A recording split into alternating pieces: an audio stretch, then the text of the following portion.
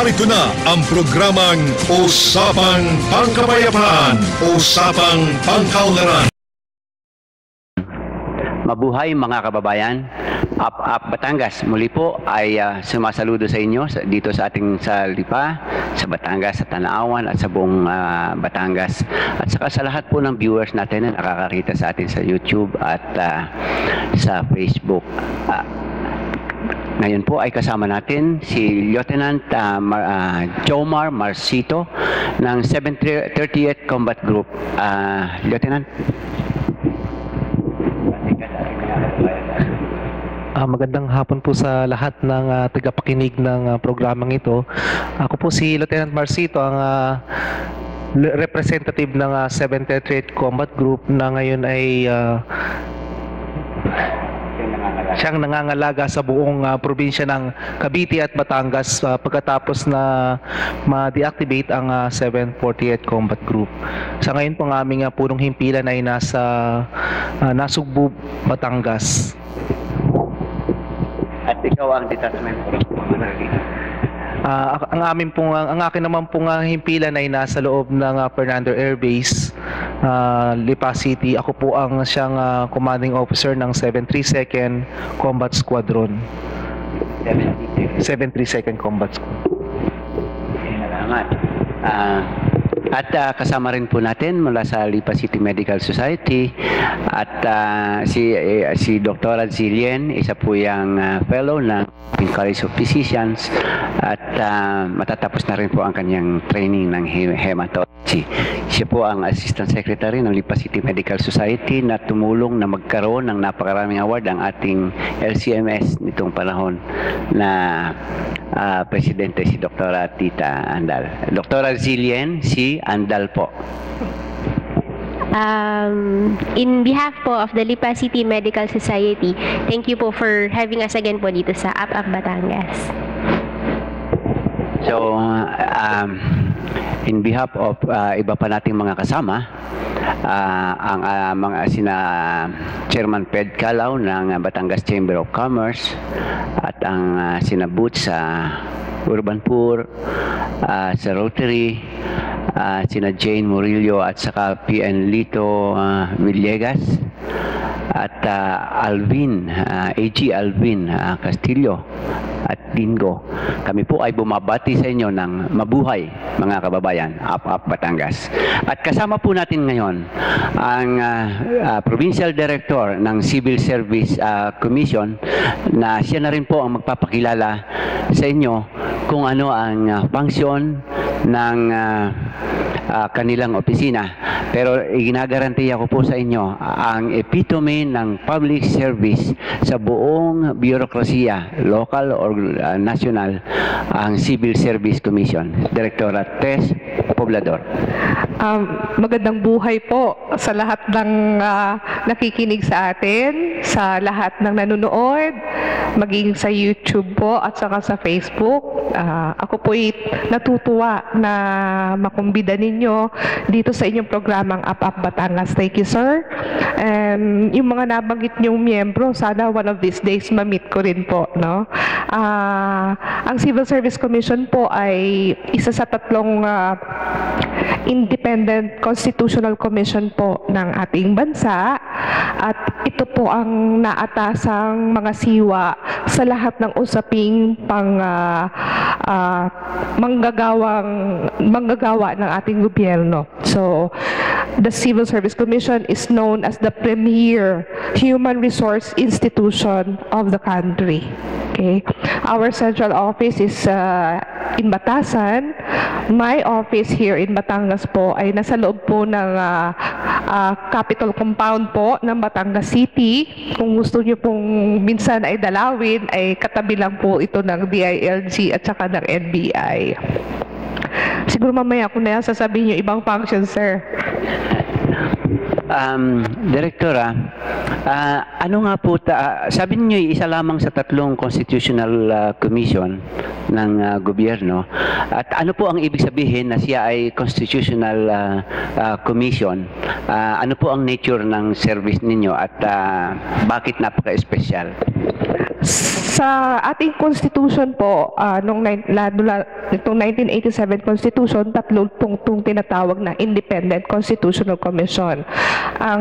Kami ho, Civil Service Commission sa Human Resources, ang Commission on Audit sa usaping pananalapi, at ang COMELEC sa Commission on Elections sa ating exercise ng ating right to suffrage. No? So, bakit siya, hindi naman special, sir, pero independent in the sense that hindi kami directly under the supervision of the Office of the President. Hindi ho kami part ng Executive Department, hindi rin ng Judiciary, at hindi rin ng Congress, no? Kaya independent. Okay. So, kahit independent, wala naman talaga tinatawag na absolute independence, no? Kasi, meron pa rin kaming connection.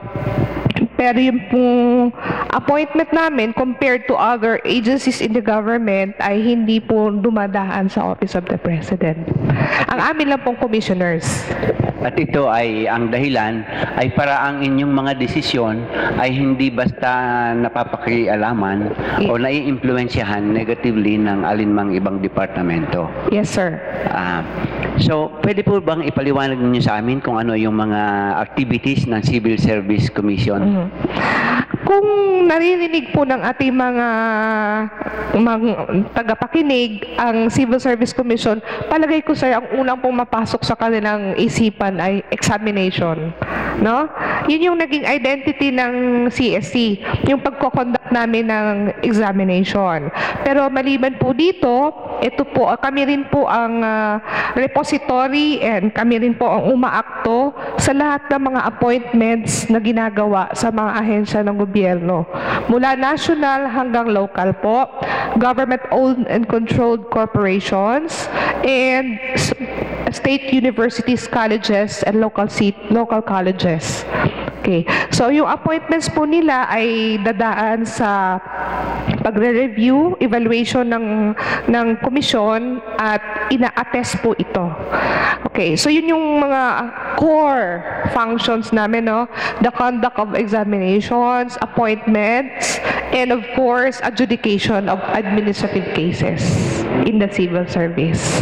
Yun yung unang pagkakakilanlan sa amin. Pero mamaya-maya ho, siguro habang tayo ay nagkukwentuhan, mas makikilala nyo ng mas malalim kung ano ba talaga ang role ng Civil Service Commission sa ating bureaucracia. Mayroon din po kayong function na yung nagre-recognize. Pagka sinabing recognize ng Civil Service Commission na yung lingkod bayan, na mukhang napakataas ng pagtingin ng ating mga kababayan, lalo na nasa government service, kapag nasabing ikaw ay lingkod bayan awardee. At unang na-experience kung makaugnay kayo at si Secretary Duque noong magkaroon tayo ng nomination sa lingkod bayan award para kay Governor Vilma. Yes, so, sir. ano po ba itong mga activity ito? Bakit may ganito? Yes, sir. Yung nabanggit niyo po ay pumapasok sa Honor Awards Program po ng Civil Service Commission, at ito pong kinikinalang highest possible recognition that a state worker can get from the government service. Ito po ay ginagawa natin taon-taon. 3 po itong ginagawad nating matataas na parangal. Ang una nga po ay Presidential Lingkod Bayan, na kung saan noong 2012 po ay naging awardee po ang ating mahal na gobernadora, Governor Vilma Santos Recto. And then, yun po tinatawag na Dangal ng Bayan. Yung Dangal ng Bayan po, by the way, bago ako pumasok sa Dangal, yung presidential lingkod po ay ginagawad sa isang opisyal, empleyado ng gobyerno, regardless of rank, no? kung ang kanya pong nagawang programa, proyekto, isang practice, no, na malaki ho ang impact hindi lamang sa kanyang komunidad, kundi it extends beyond doon sa kanyang jurisdiction. Kung di ako nagkakamali po, kayo yung nag-nominate po kay Gov. Nakita ho dito yung importansya ng kanyang ginawa doon sa Taal Lake natin po in terms of environment at saka yung hearts program ng ating gobernadora, kung saan tiningnan ho yung malaking improvement ng mga hospitals natin. Okay. Next is the Dangal ng Bayan. Ang Dangal ng Bayan po iginagawad sa mga empleyado ng gobyerno na nagpakita consistently ng mga yung pinapakita yung Code of Ethical Standards po ng isang government employee. Okay? Code of Ethics po ito. Magandang pag-uugali ng isang manggagawa ng gobyerno. At ang ikatlo po ay yung Pag-asa Award. Ang Pag-asa Award po ay ibinibigay sa individual o kaya grupo ng mga manggagawa ng gobyerno na nakagawa ng isang programa o proseso na malaki ang naitulong sa kanyang ahensya. Yun yung difference ng Pag-asa at presidential lingkod. Yung scope, yung coverage ng impact ng kanyang ginawang proyekto, programa. Okay. At ang noon pong mag-nominate, nung ako'y nakapag-nominate, ay ang awarding po ay sa Malacanang. Lahat po ba ay laging sa Malacanang ginagawa yung awarding? Yes, sir. Kasi ito nga yung pinakamataas na pwede ibigay sa isang government employee at by the fact na ang tawag doon sa isa ginawad natin noong 2012 kay Gov ay Presidential Lingkod Bayan, after the initial evaluation po ng isang panel doon sa nomination documents, so nagkaroon na ng recommendation yung panel, ang ultimate ho na magdedesisyon sa awardee ay ang Pangulo ng Bansa. Kaya Presidential Lingkod Bayan. Minsan, there are times ho na sa roster ng mga shortlisted, may mga natatanggal pa. So, hindi ho yun automatic na yun ang nagaling sa amin, inendorso na namin sa Office of the President. In toto, nabibigyan ho ng award yung mga nakalagay sa listahan. Saka siya daw ata ang kauna-unahang female na local government executive na nagkaroon ng ganitong award. Kaya napakataas noong pagkilala na yon, Presidential Lingkod Bayan Award. Yes, sir. Oo. So sabi ninyo ay may tatlong klase, yung pag-examine ng gustong magtrabaho sa gobyerno, pagkilatis sa kakayahan, qualification, at saka yung administrative cases, at saka ano pa yung isa? Appointment. So, pagre-recruit pagkilala ng i-recruit, at saka pag-actual na pag-appoint, at saka yung pagdidisiplina. Yung awarding ay kasama sa pagpapaganda, kaya may mga program ng ganoon. So, kailan po ang susunod na examen? Meron po tayo examination ngayong May 3. Pero tapos na po, nagsara na po ang filing of applicants nung March 12. Salamat po sa tulong ninyo na naipaabot sa ating mga kababayan yung schedule. After the May 3 examination po, mayroon po tayong October 18 exams. Ang filing of application po ay after the May 3 election. May 3 examination. May 3 na timing pa kay Champs game, no? kay Manny Pacquiao. So after that po, open na po yung filing para sa October 18. Ang deadline po ng filing for the October 18 election ay election ako ng election. Parang kasi meron tayong election ban sa March 26. Kasi wala pa hong final decision sa SK. So, medyo nag-ano ko kasi wala nang pwedeng pumasok na appointment sa amin by that time sa election ban. Okay. So, sumigway ako. Tama ho ba yun? So, after the May 3 examination filing hanggang sa September 3 lang, close na yon for October 18. Ang Batangas po kasi, ang City of Batangas ay regular testing center. So, twice a year yan, first sem and second semester. So technically may election ban at yung mga naghihintay ng appointment hindi pwedeng makaasa sa loob ng period na ito. Yes, sir. On March 26, unless may ilabas uling resolution ng COMELEC. At yun po bang mga i-examine, mga gustong mag-file para um-examine, ano po ang mga qualification nila? At yan po ba'y may iba't ibang grado ang examine ninyo? Yung tinatawag nating paper and pencil test po ay nagaganapin ngayong May 3 ay sub-professional examination at saka professional examination career. Sa dalawang examination na to, basta ikaw po ay 18 anyos pataas, pwede na ho kayong mag-file for this examination, no? So, hindi katulad nung dati, kung natatandaan nyo pa po, nung panahon na kailangan makatapos ka ng 4-year course para sa professional at para makakuha ng sub-prof dapat 2 years. Ngayon po, kahit hindi kayo tapos, basta 18 years old pataas na at confident ka na kaya mo ipasa ang professional exam, pwede na ho mag-file. Okay, so marami na ho ngayong estudyante pa lang na more than 18 years old na kumukuha na ng professional examination in preparation sa pag-graduate niya. So bakit po pwedeng ganon? Ano po ba ang mga kasali? Ano bang mga subject ang ini-examine? Actually, general information ho ito, stock knowledge to no? Kung tayo kasi dumaan tayo sa NCEE yung mga ngayon wala na, no? Ito po ay general, yung IQ talaga, English, Math, para abstract and general information, no? Yun po yung mga questions sa examination. So galing ito sa inyong experience, nababasa, nagagamit, napapanood sa TV, sa balita. Apo. Yun, kabuuan ito at dapat ay marami kayong alam. Yes, sir. Yun po bang mga examen na ito, lahat po ba ng examen sa inyo, kamukha nung career, anong tawag doon? Yung, professional po? Yung professional at saka yung sa mga nagiging mga higher officials ng gobyerno, ng SESO. SESO. Yun po ba sa inyo rin?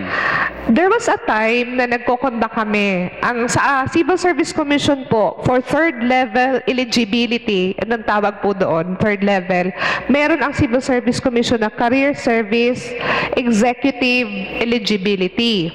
Ang CES Board na directly under Office of the President, yung Career Executive Service Board, nagko-conduct din po sila. Ang tawag nila ay I forgot the name of the examination, pero equivalent po sila ng CSEE, ng CSE. Pero ngayon, lately po, pinag-isa to at ang nagko-conduct na lang po ay CES Board. Hindi na nagko-conduct ang CSEE. Sila na lang po. Because karamihan naman po ng magiging eligibles dito ay magiging presidential appointees. Nangyari ho ito nung, alam ko, controversial yung EO1 ng ating Pangulo Kasi di ba nung unang upo niya mayroong direktiba na lahat ng hindi seso na nag-o-occupy ng third level positions ay dapat matanggal. But then it was amended na they were given a period of time by which they should pass the examination. At mukhang maganda ang epekto nito. Yung mga nakikita kong pasado ng SESO na examination, magagaling talaga, Direktora, magagaling talaga. apat na bahagi ho ang dadaanan nila, hindi lang exam. Oo. May mga... Yung examination ay first phase lang. For example, yung akin dinaanan po ay sa Career Service Executive Eligibility. Yun yung sa akin, no? So, after that, ay meron kaming panel interview. That's the oral examination. But in the CES board, iba yung pagkakasunod-sunod. Exam muna. Tapos yung sunod ay assessment center. Yun yung sa isang room po, lahat ng competitors, ang tawag doon, no, ay they will have a simulated case discussion. Sinasimulate nila yung parang may mga cases. Then they have to decide, no, mga in-basket questions, etc.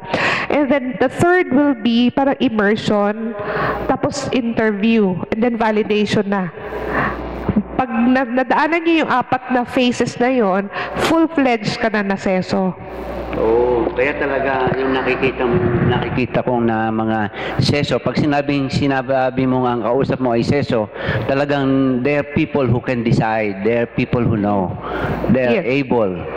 At siguro, itatanong ko na lang po bago magtanong ang aking mga kasama. Kailangan lang po niyo yung apat na passport size ID pictures na ang background po ay puti, no? And then meron pong name plate sa baba na ang pagkakasulat ng pangalan ay first name, middle initial, and last name, and then your signature above the printed name. Yun yung sa ID picture po. Ngayon, you have to bring a valid ID, no? Ang valid ID, preferably po nakalagay na po doon yung date of birth. If your ID ay walang date of birth, you have to bring your birth certificate. Kasi mahalaga po yung edad ng pag-take ng examination. Okay, tapos our examination fee is 500 pesos. And then of course, the duly accomplished application form, which is downloadable sa aming website, the csc.gov.ph. Saan po isasubmit ang application Sa po? amin pong tanggapan sa Kapitolyo ho, sa compound po ng Kapitolyo sa Batangas City. Hanggang kailan po pwedeng mag-submit doon? Yung pong pang October 18 ay pagkatapos ng May 3 examination, pwede na kami tumanggap hanggang September 3 po. Pero sarado na po ang pagtanggap ninyo, no? For the May 3. Tapos na po no March 12. So 2 beses po pala sa isang taon tumatanggap ng application. At yun pong application namin, sabi nga nyo, dapat ay edad 18 taon pataas. Opo. May tinapos or wala? Yes, sir. Okay. So, pwede nang magtanong si DJ Henry?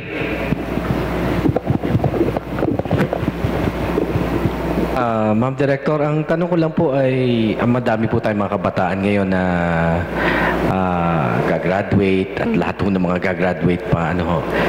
Ito ho career sa gobyerno ay ito ho ba ay meron ho ba kayong study dito kung ito ay nakikita ng ating mga kabataan as magandang career path for them?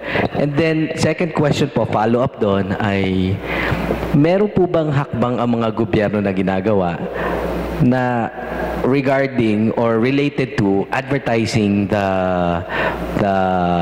benefits or itong kagandahan ng pagtatrabaho sa gobyerno ng Pilipinas? Yung unang tanong po in terms of the career path, no, na they do have a career in the government.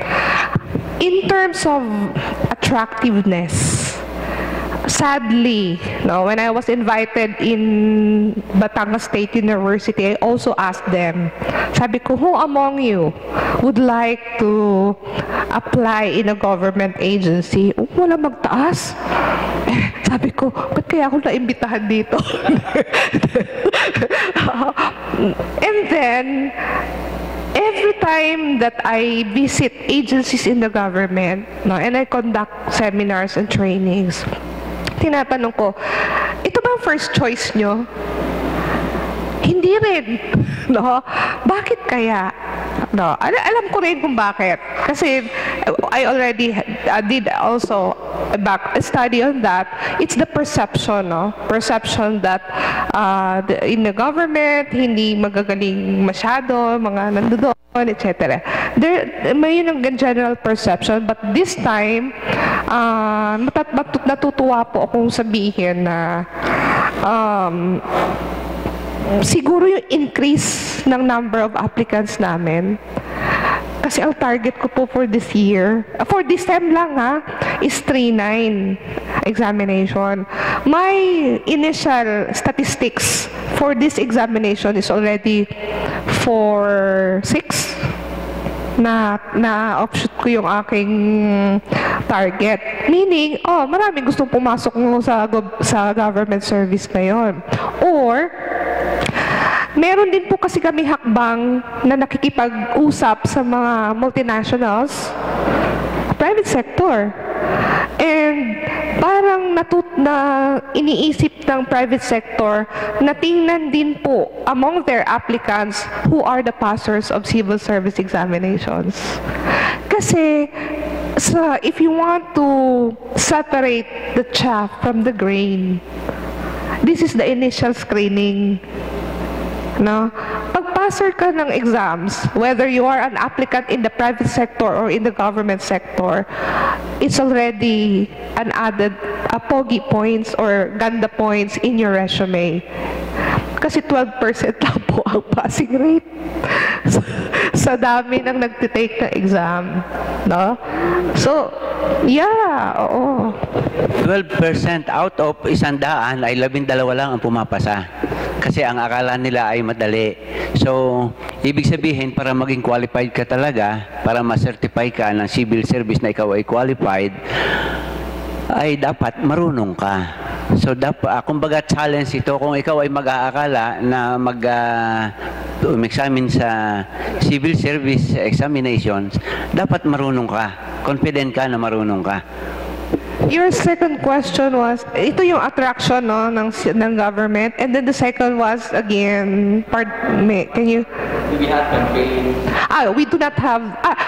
The initial is the first thing that we are doing right now is to have some dialogues with the private sector, so that even if we cannot accommodate all the passers, then they have options in the private sector as eligibles.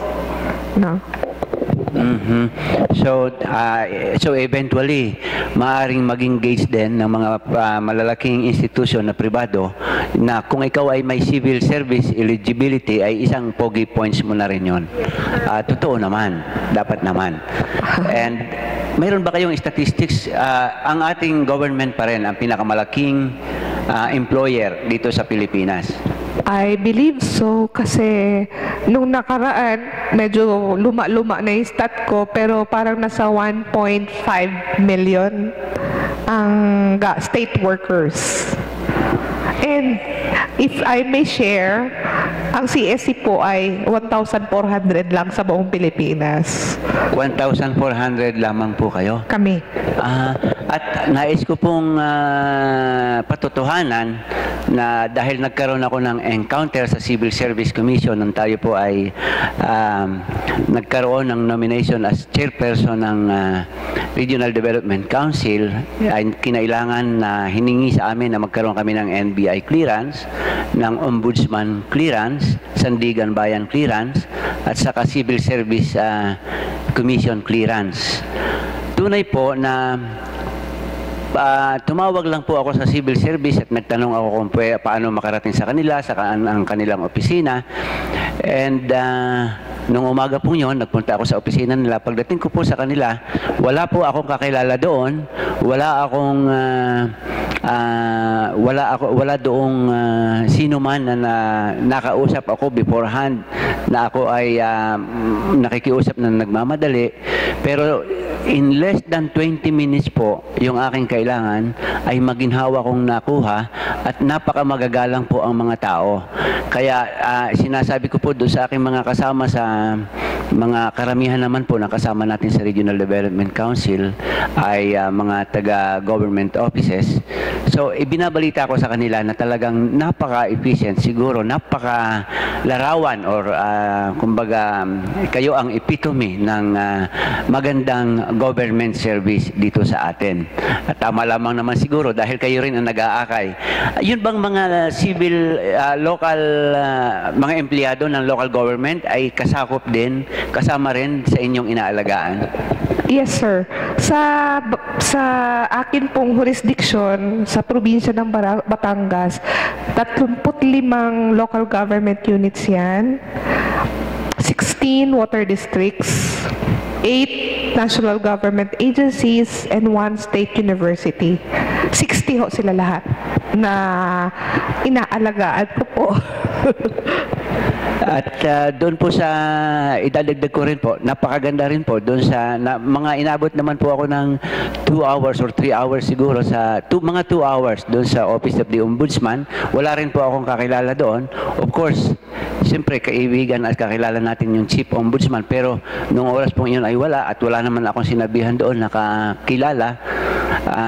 Doon sa Sandigan Bayan, napaka maginhawa rin po ang aking inabot doon at napakagagalang ng mga tao, napakamalayo po. Medyo lang po, kaya itatanong ko rin sa inyo, gawa doon sa, nung kumuha ako sa NBI clearance, ay ilang buwan po ang inabot. Bakit po gayon? Yun po ba'y kasali sa inyong sa Civil Service Commission mandate na sila ay mayroon din kayong jurisdiction? Hindi ho sila dito sa akin, particular dito sa probinsya ng Batangas, hindi sila sakop doon sa listahan ng mga ahensya na sakop ng aking jurisdiction. Subalit, noong 2013, nag-attempt po ako na nag-in-engage ko rin po sila, no? Gusto ko na rin ho ngayon, this is the right time for me to introduce ang isa naming napaka-epektibong programa, yung Anti-Red Tape Act, our report card survey. Yun po ang dahilan kung bakit unti-unting bumibilis na po ang pagbibigay ng serbisyo ng mga ahensya sa gobyerno na may kinalaman sa frontline services. Okay. Ang hindi nga lang ho namin po nadadalaw, pero pinuntahan ko na rin po on my own ang NBI, no? Kasi po ay alam ko po ito ay nagbibigay ng clearances, and pagbibigay ng clearance is part of a frontline service. So nung pumunta po ako ay inorient ko sila tungkol sa Anti-Red Tape Act, which is a Republic Act, no? At dito po, kung mapapansin nyo, pag pumupunta na po kayo sa mga ahensya ng gobyerno like LTO, GSIS, SSS, and any other agencies in the government na nagbibigay ng frontline service, mayroon na po silang Citizens Charter.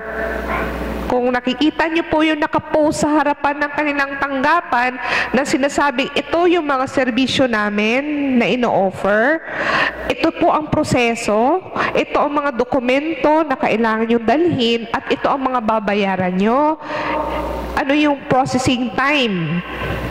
No? This is the result of the Anti-Red Tape Act, which is the Civil Service Commission is mandated to implement, no, and oversee the implementation in all the agencies in the government involved in frontline service delivery. So yun na po. In fairness naman, wala naman po akong hassle talagang nangyari doon. Kaya lang, talaga pong mahirap. Medyo matagal. Ano po? Medyo mahirap yun po na nga po, I already asked the process owner, yun yung tawag namin sa mga departamento sa aming tanggapan na siyang nangangasiwa sa ganitong programa. Kasi kami, katulad sa inyo, sir, foot soldiers kami. No? We are the ones in the field, no, implementing their orders. Then so I asked them in a meeting like this to please clarify why we are not subjecting NBI to report card survey. Kasi the rest na dinadaanan namin, ang laki talaga ng changes, no? I would just like to give an example. In 2011, I think, the government service, GSIS, no? Ay ang passing rate ng kanilang serbisyo noon, lahat ng branches pinuntahan, 48.28% lang ang pumasa. The rest bumagsak sa survey. Pag sinabing bagsak sa survey po, ay clients ang tinatanong. Ha? It's the clients that are being asked questions. And then they are being rated. No? Satisfaction survey yan eh. But after 2011, 2012, 13, 3 years, 100% of all their branches passed, and most of them got excellent ratings. That's the So napakabisa pala ng masalamat na lamang at tayo ay nagkilala at yung pala ay napakalaki ng nagagawa ng function ng inyong office. So kung mayroon kaming makikitang mga government offices na sa palagay namin ay nangangailangan ng improvement, ay pwedeng magpa-check sa inyo, maitanong namin sa inyo. Siguro idadako naman po tayo sa tanong ng doktor ng taga Medical Society. Dr. Cillian Andal po. Yun lang po, yun nga po, parang how do you allocate because of the many agencies na hinahawakan ninyo? How do you allocate parang yung implementation of the projects? Kasi ang dami-dami nila, and then you told us nga na parang ang konti lang ng personnel. Yes, thank you for that question. No? We partner with the human resource management officers of every agency in the province. They're organized. No? So, sila yung aming katuwang sa pagpapatupad ng mga policies. Okay? So, quarterly we meet, and then that's the time na ino-orient ko sila sa mga polisiya ng Civil Service Commission. Parang clearing house to sa implementation ng policies, baka meron silang clarifications. Kasi pagbaba sa amin ng mga bagong memorandum circulars, ang tawag namin doon, no? Pagbaba ng mga memorandum circulars sa amin noon, so i-disseminate yan through emails. So maganda nga kasi ngayon high-tech na tayo, no? Unlike noon, snail mail talaga noon. Ngayon, in a matter of minutes, nasa kanila na yung mga policies. And then during the meeting, that's the time na maklarify sa amin ano yung mga malabo pa sa kanila. Kaya medyo efficient na yung pagpapatupad. Oh, so ano pa po maliban doon sa mga nabanggit na napag-usapan natin, yung mga programa ninyo ngayon na nakakatulong para mag-upgrade na serbisyo ang ating mga kaibigan na nasa sa gobyerno? Thank you po. Kaugnay po yung tinatawag nating Anti-Red Tape Act, no, na kung saan nagkakaroon ng report card survey. Ngayon po, start March 16, this Monday, start na po ang report card survey. Ano yung report card survey na ginagawa? Ito po ay ang pagbaba ng mga in-outsource namin to na mga researchers sa mga most complained high-density agencies. Alam niyo na kung sino-sino. No? And then, 3 araw silang bababad doon sa ahensya. And then they have to interview 30 clients. You see a questionnaire na ginawa ng National Statistics Coordinating Board with the help of Development Academy of the Philippines. No? So ito yung statistical tool namin to get the rating of parang Pulse Asia. O tanungin nyo naman, nabanggit ko, baka naman ang CSC walang nagsasurvey. Ang CSC po ay subjected to RCS. Pulse Asia po ang nagko-conduct. No? Kung kami ang nagko-conduct sa ibang ahensya ng gobyerno, kami, private sector, ang nagko-conduct sa amin. And for the past 3 years, magtaas ang aming rating. No? Good. Actually, pinaka-highest is excellent. Pero in terms of satisfaction, kasi may iba't ibang parameters yan no? in terms of satisfaction, we got 99%. In 20, nasa ano yan, nasa magazine namin yan eh. Siyempre, no? 2013, namin nakuha yun. Mabuti na lang po at mayroon pala tayong data na gano'n. Pero talagang ang naranasan ko sa opisina ninyo ay talaga pong very, very impressive. Opo, kailangan. At naranasan ko rin nung ako'y ini-interview dito ni Grill ni Attorney Escudero. Kasi masyadong sinisino niya. Bakit mo na kilala yung mga programa nito? So talagang masyadong masusi ang kanilang pag-examine sa kanilang ginagawa. At ang kanilang opisina, pag nagpasok kayo, magagalang, mababait at maliliksi ang serbisyo ng mga tao. Salamat so siguro po, update naman ang ating mga kasama sa kanilang sektor. DJ Henry? Siguro po ay question muna ulit ang sa akin. Kukunti naman ho ang update ko. Okay. At ang update ko naman ho ay naririnig na nila sa GV 99.9. Meron po tayo programa sa umaga at yung po mga kasama pala natin, minsan ho na may nasama rin ako doon.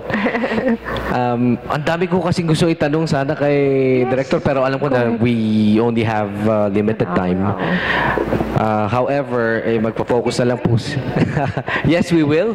We will invite po si Director at napag-usapan na rin namin to ni Engineer Andal na one of these days ay sa radyo naman po tayo. Isa siguro sa question ko ay Civil Service Commission, isa sa agency ng gobyerno na hindi ganun siguro hindi ganun na laging nakaka-interact ang mga tao with you guys, kasi ang inyo nga pong primary, ang alam ko primary na nakikipag-interact sa inyo would be the government employees. Usually, yeah. Tama po, ano po. Now, kanina ho interesado ko sa statistics. Yeah. So you mentioned the 99 and satisfaction rate. We have the survey. Baka rin po interesado yung mga viewers natin na malaman, so far, ano po ba mga scores ng iba't ibang agencies? Kahit hindi po lahat. Yun lang medyo matataas. Top 5. At pwede rin po ba malaman kung sino naman po yung mga nasa bottom? Ayan po, mga outliers natin o yung mga nasa bottom. So far, magkakaroon na po ng bagong survey surely this year. No? So may chance na bumawi, di ba? Pero interesado lang po kami malaman sino naman po yung mga top o below o yung low 5 o outliers natin. Sa stat kasi, especially na sa report namin, ang amin pong sinasubject sa survey ay, gaya na banggit ko, ay most complained high density, meaning not all agencies. So, hindi ko lang i-enumerate ko ng mabilisan yung mga dumaan sa amin. LTO, BIR, GSIS, SSS, PRC, PSA na ngayon, NSO dati. I think it's Bureau of Customs. 9 sila eh. Okay.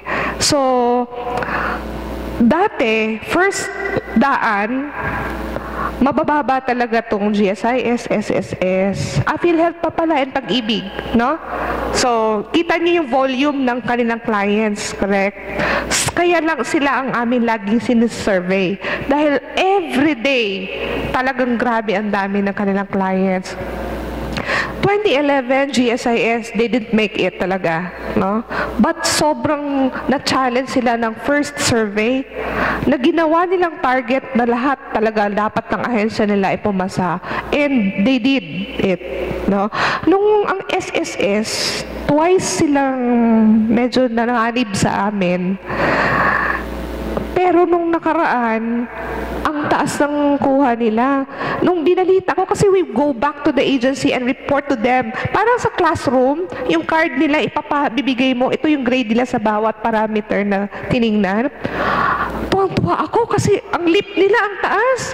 Naku, nung makita nung managers, hindi sila natuwa. Kasi they were given a marching order to get a grade no lower than 93. So, ganun kaseryoso sila to upgrade and level up, no? And I was happy to learn that. LTO, may significant din ang change, no? Pero hindi uniform sa lahat ng branches. Unlike the GOCCs, medyo mababaho. Yun sa inyo. Ang kinakamusta ni Engineer Andal ay ang LTO ng Batangas. Region 4 oo. or Batangas Province. Yeah. Pero very positive naman ang tanggap ni RD. The regional director here, Director Tabaldo is a friend of mine, no. Talagang tinanggap niya yung challenge, and kaya madalas nila ako naiimbita Talagang lagi akong nagbibigay ng orientation sa kanilang mga staff. Kasi ang dami nila all over Calabarzon, no? Pero medyo malaki pang tatrabahuhin nila. So if I may answer your question, medyo they really have to double time, no? Do work to improve. BIR, malaki na rin ang changes, no? I'm sorry. BIR po is? May mga significant improvement na rin. When we did the first RCS, 87.10% of their branches all over the Philippines passed. So, compared sa 48 ng GSIS, mataas ng BIR. Pero nung 2013, 98% passed. No. So, malaki din. Pero hindi katulad nung sa GSIS 100% agad, no? Ako naman, Director, I was thinking na siguro si BIR ay hindi magtataas ang scores kasi maaring hindi siya sa isa sa popular na agency ng gobyerno. Pero surprisingly, mataas yung rating nila. Kahit nangungulekta sila, no? Oo. Mga tao nagre-rate nito. Ito yung survey na survey sa when mga you clients. mention clients, we mean the mamamayan o kung sino yung sinaserbisyohan. At yung ating mga enumerators or researchers, they ask questions from the clients after the transaction. That's the instruction, no? Hindi yung kapapasok pa lang, tatapusin nila dapat ang transaction, aabangan yun. Hindi naman kilala yung enumerators. So ito yung parang exit interview, ano? Correct. So meaning satisfied, generally, satisfied with the service. Ayun lamang po. Thank you. And hope that we can visit us sa radio station naman. May contact center ng bayan po kami. Lahat ng complaint ninyo tungkol sa mga ahensya ng gobyerno, pwede nyo i-text sa 0908-881-6565. Lahat ng text, ini-entertain namin.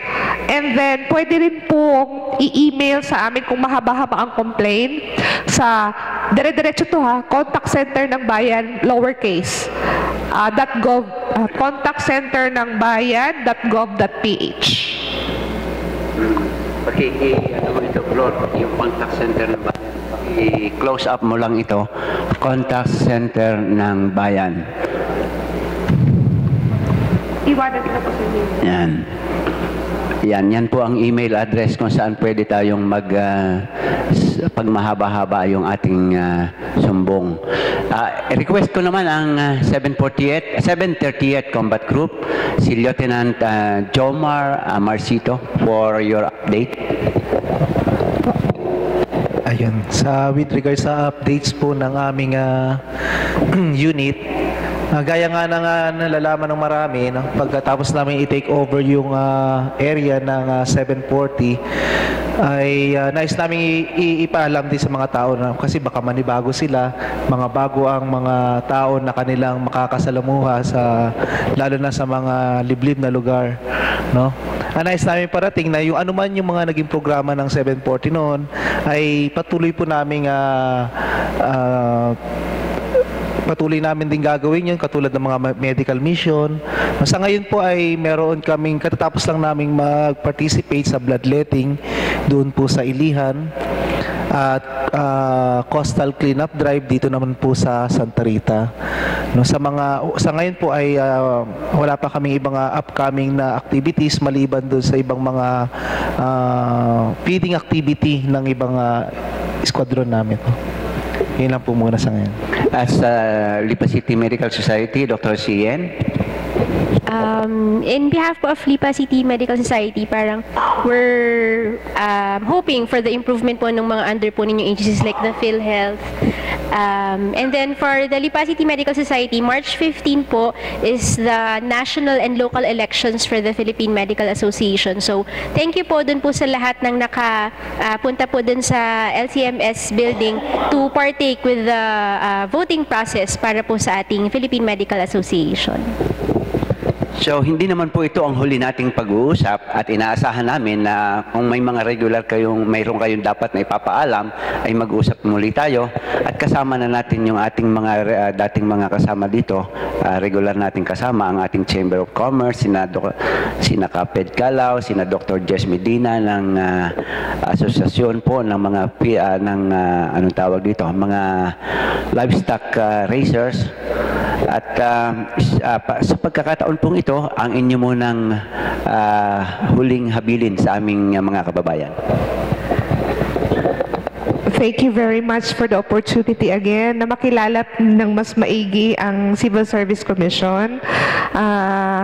Ako po ay nananawagan sa ating mga kababayan na maging pwede ho kayong dumulog sa amin kapag meron kayong reklamo sa ating mga ahensya. And rest assured po, ito ay inaaksyonan kaagad. Marami na po akong natanggap at tinatawagan ho agad namin yung ahensya na kino-complain para ma-actionan kaagad. And most of the complaints are immediately acted upon, no, by the concerned agency.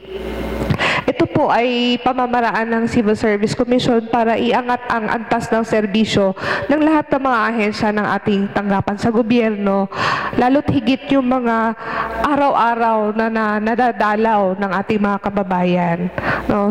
Ito ho ay bahagi ng transformasyon na ginagawa natin sa ating bürokrasya. Sana darating na ho yung panahon na kapag napag-usapan ang government agencies, magiging attractive na siya na employer, no?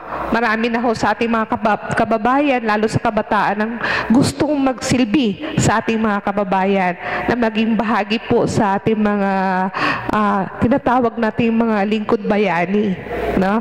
At nais ko pong sabihin na sa March 31 din po ang deadline ng nomination for the Honor Awards Program.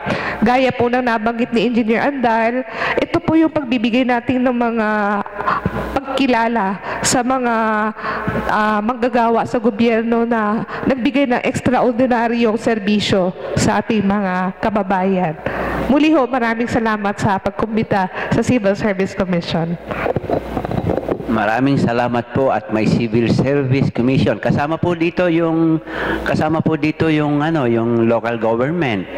Lahat po ng local government at saka national government. Kasi sinabi natin government. So, sa ngalan po ng ating mga kasama, sina Kamara Amparo, sina Dingo, sina Kaped Calao, at sina General Junco, at ang ating pong founder, si Colonel Jerry Zamudio. Narito po ang inyong lingkod, Ding Andal. Sa ngalan ng ating mga kasama at mga kababayan, mabuhay po kayong lahat. Up, up, Batangas. God bless. Audio Jungle.